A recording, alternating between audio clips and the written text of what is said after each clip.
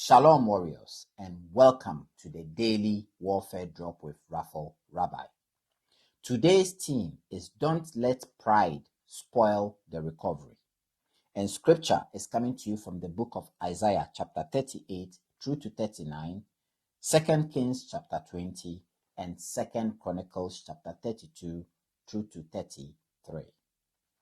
Warriors, today's reading is a warning for people who have seen God heal, help, or rescue them, but then become careless afterwards.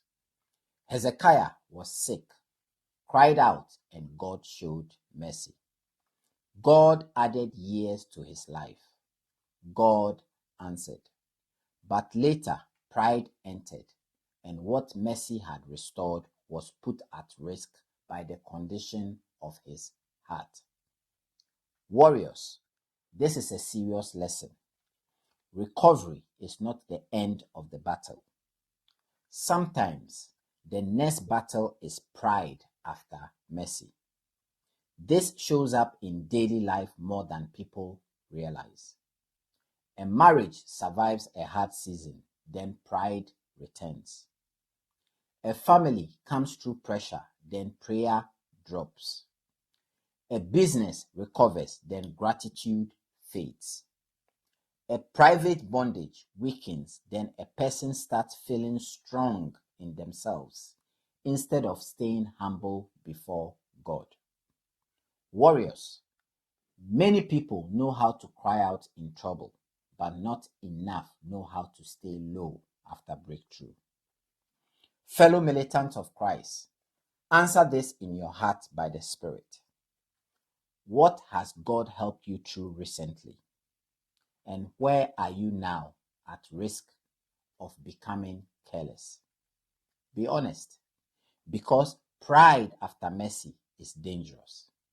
It makes people show off what should have stayed guarded. It makes people trust themselves when they should still be dependent on God. As a former British Army soldier, I learned this. After the immediate threat passes, people can relax too much and miss the next danger. Spiritually, it's the same. After God helps you, keep your heart guarded. Now, let's make it practical. Thank God clearly for what he has done. Do not move on casually. Guard your recovery. Do not reopen old doors. Stay humble in speech, decisions, and private life. Do not parade what should be protected. Keep your routine steady. Read the word daily. Prayer daily. Obedience daily. Here is today's warfare truth.